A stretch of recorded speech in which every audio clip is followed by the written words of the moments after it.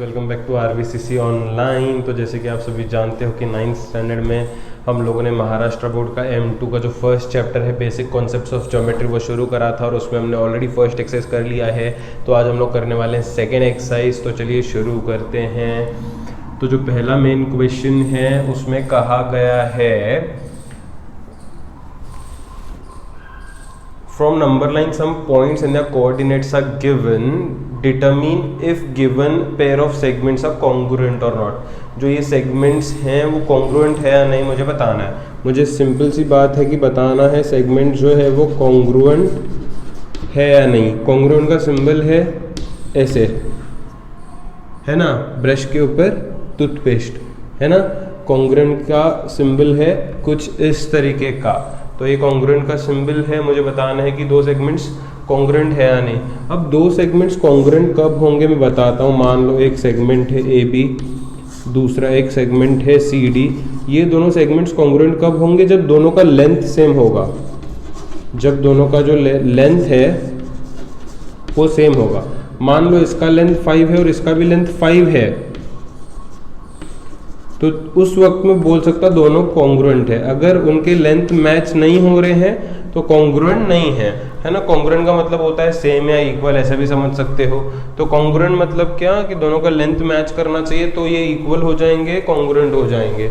इस तरीके से हम लोग समझ सकते हैं। डिटेल में हम लोग आगे पढ़ेंगे कॉन्ग्रुएंसी के बारे में, या पिछले स्टैंडर्ड में भी 8th में थोड़ा बहुत डिस्कशन हो गया था। तो अब शुरू करते हैं। हम लोग क्वेश्चन को सॉल्व करते हैं और चेक करते हैं कि जो इन लोगों ने पेयर्स ऑफ सेगमेंट्स दिए हैं वो कॉन्ग्रुएंट है या नहीं। तो सबसे पहले कहते हैं सेगमेंट DE और सेगमेंट AB को चेक करो। तो ठीक है, फिर DE के लिए करते हैं यहाँ पे।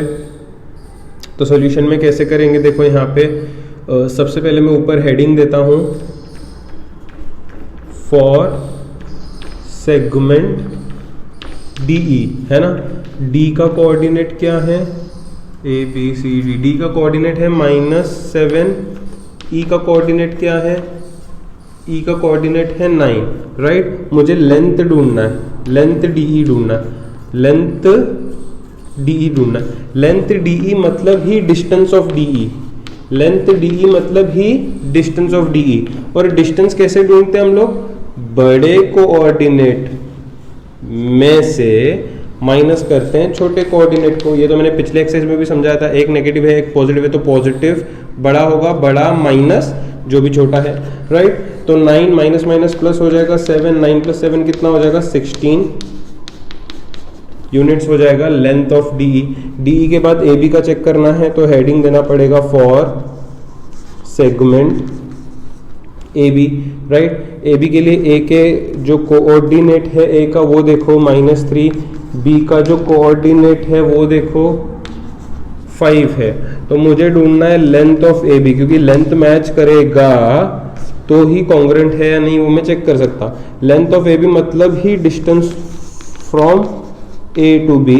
डिस्टेंस ढूंढते समय बड़े में से छोटा माइनस करते हैं, दोनों में से बड़ा कौन होगा? एक नेगेटिव है एक पॉजिटिव है, तो ऑब्वियसली पॉजिटिव माइनस नेगेटिव करेंगे तो ये माइनस +3 हो जाएगा, जो कि है 8 यूनिट्स।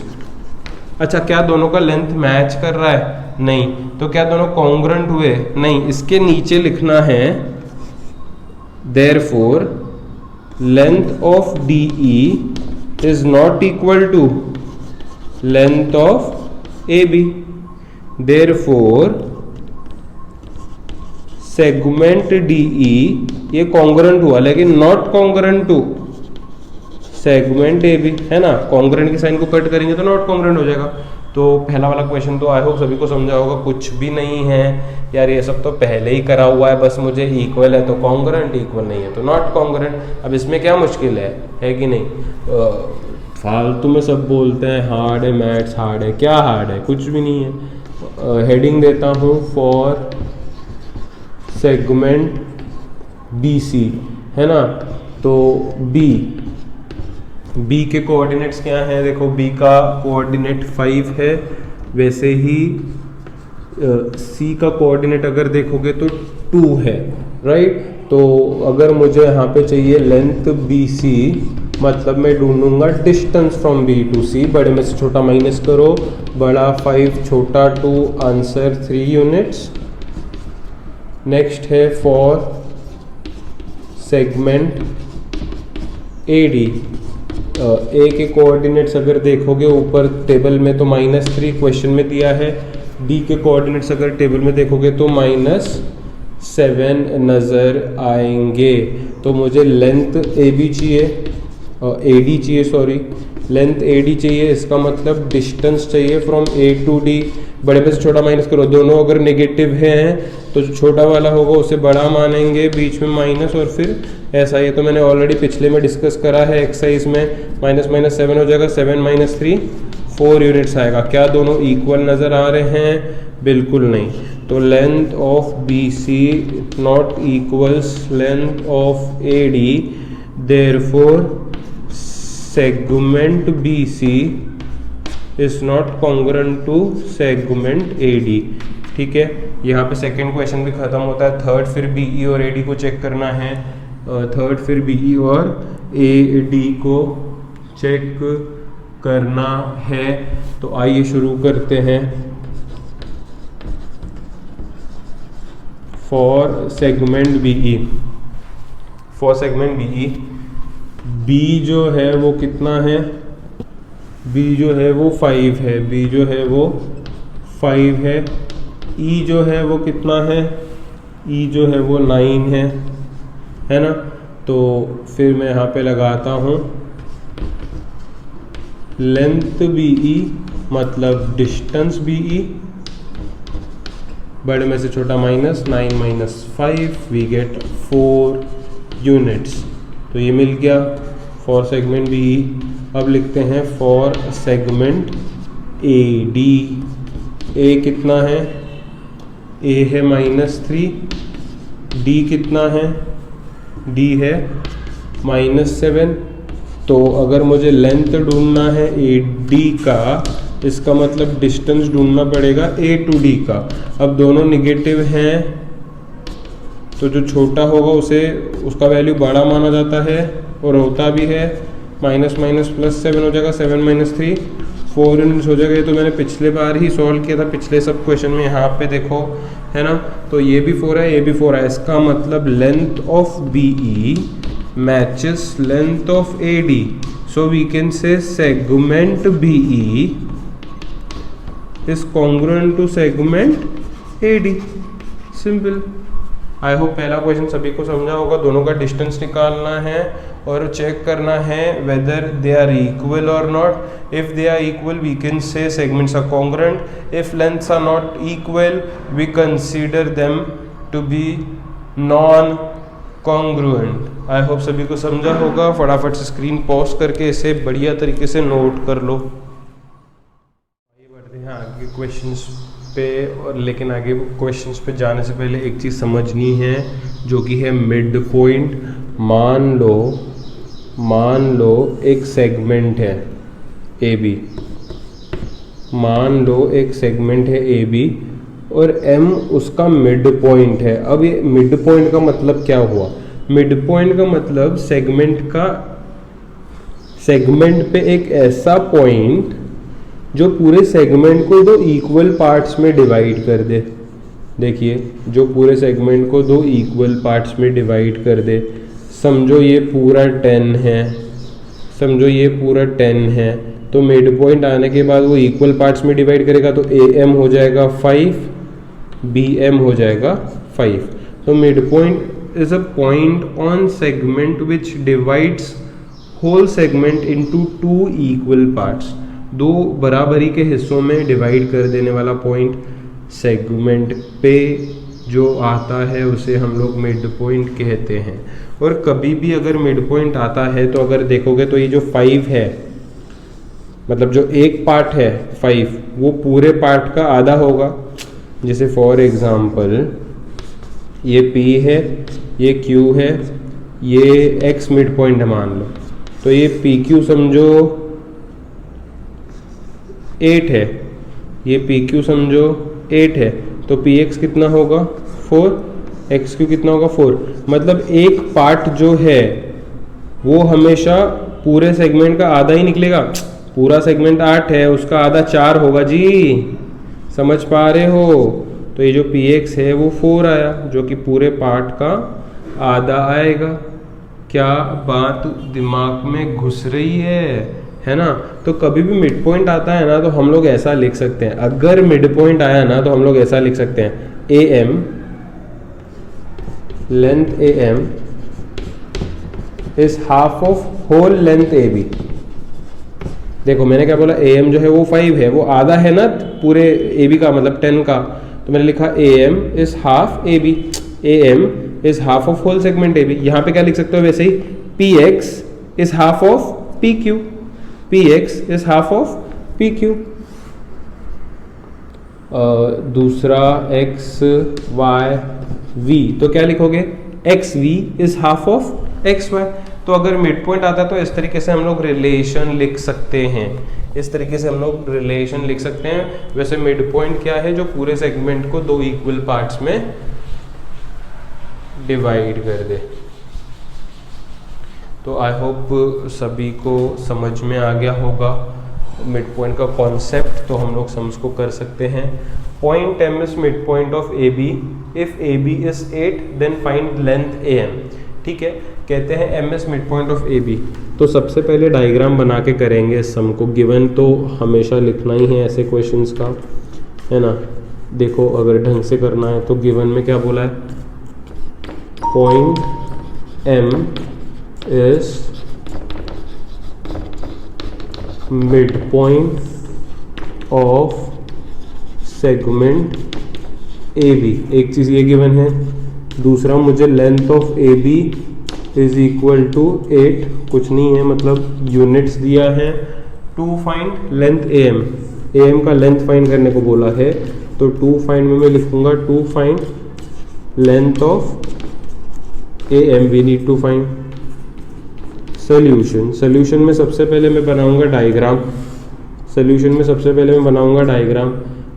सेगमेंट ए बी है, बना लिए। एम उसका मिड पॉइंट है, ठीक बीचों बीच एम बना लिए। ए बी कितना है, ए बी है 8 यूनिट्स। ए एम ढूंढना है मुझे, A M equal to question mark. तो शुरू ही में ऐसे करूंगा, डायग्राम बनाने के बाद शुरू ही में करूंगा इससे कि M is mid point of segment A B, ये लिख दूंगा। एम जो है वो मिड पॉइंट है ए बी का, तो ए एम जो होगा, लेंथ ए एम जो होगा, समझ रहे हो, ए एम जो होगा वो होगा half of length A B. अरे भाई समझो ना, ए एम जो होगा वो होगा half of length A B. अच्छा ए एम तो मुझे ढूंढना है, हाफ वैसे ही। ए बी कितना है, ए बी कितना है, ए बी 8 यूनिट्स है। ये तो मैंने अभी भी रिलेशन पढ़ाया था, A M is half of A B लिख सकते हैं। ए एम इज मतलब equal to half A B, A B की जगह पे 8 लिखा, क्वेश्चन में दिया है देखो। तो 2 1 जा 2 4 जा हो जाएगा, 1 इंटू 4 यूनिट्स। तो इस तरीके से मैंने ए एम की वैल्यू ढूंढ ली जो मुझे चाहिए थी। आई होप सभी को ये क्वेश्चन समझा होगा। काफ़ी सिंपल है, काफ़ी आसान है, बस हमको क्या करना है, ध्यान दे के सॉल्व कर देना है और कुछ भी नहीं। अगला क्वेश्चन कहता है point P is mid point of segment CD if CP is 2.5 find CD। तो बोला है कि point P is mid point of CD। Okay, given में लिखते हैं, क्या लिखते हैं कि पॉइंट, ऐसा तुम लोग शॉर्ट फॉर्म नहीं लिखना क्या, point P is mid point of segment CD, ये दिया है। दूसरा दिया है length of CP is 2.5 units बोल देते हैं, नहीं दिया इसलिए, ये तो गिवन हो गई। उसके बाद गिवन की बात हो गई, उसके बाद टू फाइंड पे हमको बोला है we have to find CD। Now we write solution. Solution में सबसे पहले वी ड्रॉ डायग्राम। डायग्राम में सेगमेंट का नाम क्या है, सेगमेंट का नाम है CD। This is C, this is D। उसके बाद P इज मिड पॉइंट, यहाँ पे P is mid point, CP is 2.5। C से लेके जो पी है वो मेजरमेंट है 2.5, we need to find C D. ये है क्वेश्चन। तो फटाफट से क्वेश्चन लिखने के बाद लिखूंगा मैं point P is mid point of segment C D, है ना। चाहो तो यहाँ पे रीज़न लिख सकते हो, ये गिवन से आ रहा है, मेरे मन से नहीं आ रहा, ये गिवन से आ रहा है, मेरे मन से नहीं आ रहा। अगर मिड पॉइंट है तो मैं क्या लिख सकता हूँ, C P is half of, हाँ C P is half of, correct, C D length C P is half of, mid point आया तो ऐसे लिख सकते हैं, C D, C P is half of C D ऐसे लिख सकते हैं।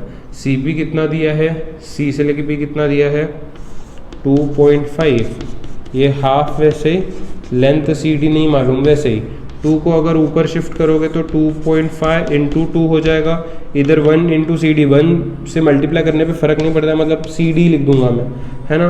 2 तो ऊपर आ गया, 2.5 को 2 से मल्टीप्लाई करोगे तो 5.0 मतलब 5 यूनिट्स ही आएगा, 5.0 मतलब 5 ही होता है लेंथ ऑफ सी डी, है ना। तो इस तरीके से ये भी यहाँ पे सॉल्व हो गया। आई होप सभी को ये भी क्वेश्चन समझा होगा, कोई दिक्कत नहीं होगी। तो कभी भी मिड पॉइंट आए तो A M is half of A B, C P is half of C D, ऐसे हम लोग लिख के वो वाले क्वेश्चंस को टैकल कर लेते हैं।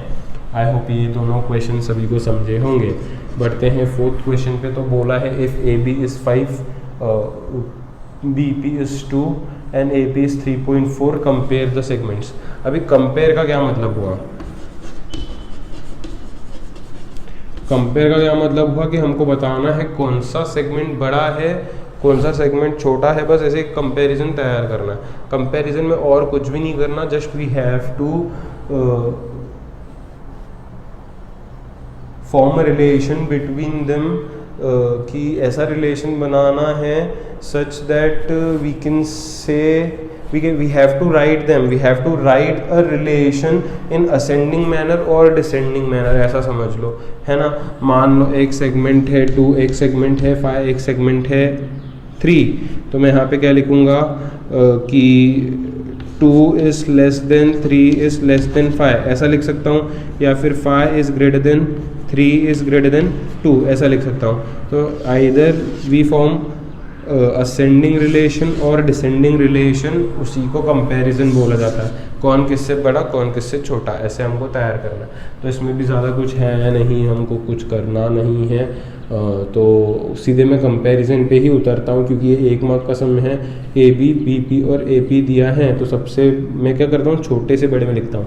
सबसे छोटा क्या है 2, तो मैं लिखता हूँ 2 सेंटीमीटर इज़ लेस देन, फिर उससे बड़ा कौन है 3.4 सेंटीमीटर, फिर उससे बड़ा कौन है 5 सेंटीमीटर। तो 2 सेंटीमीटर का नाम क्या था, बी पी, लेस देन 3.4 का क्या था, ए पी, लेस देन 5 का क्या था, A B. This is comparison, हो गया।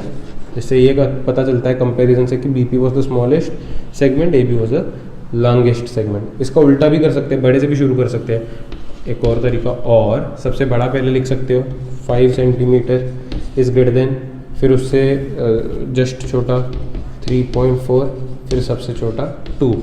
अब उनकी जगह पे नाम लिख दो। 5 सेंटीमीटर वाले का नाम क्या है, A B is greater than, 3.4 वाले का नाम क्या है, A P is greater than, 2 का नाम क्या है। तो इससे भी ये पता चलता है कि A B was longest and B P was smallest. तो इस तरीके से ही कंपैरिजन होता है। आई होप ये भी क्वेश्चन सभी को समझा है। आज के लिए इधर ही स्टॉप करते हैं, फिर कल मिलेंगे आगे के 2 क्वेश्चंस पे। आगे के 2 क्वेश्चंस इसलिए नहीं कर रहे हैं क्योंकि फिर अगले क्वेश्चन में समझाते मुझे बहुत ज़्यादा वक्त लगेगा अगले क्वेश्चन को समझाने के लिए, इसलिए आज यहीं पे स्टॉप करते हैं। ये चारों क्वेश्चंस जो है वो अच्छे से प्रिपेयर करके रखो, फर्स्ट एक्सरसाइज ढंग से प्रिपेयर करके रखो, ताकि कोई भी दिक्कत आगे चल के ना आए। और हम लोग प्रॉब्लम सेट जब ये आएगा तो क्योंकि ऐसे टाइप के क्वेश्चन है वहाँ पे भी तेज़ हम लोग फिर उसे सॉल्व कर सकते हैं, राइट। स्क्रीन पॉज कर लो, फटाफट नोट कर लो।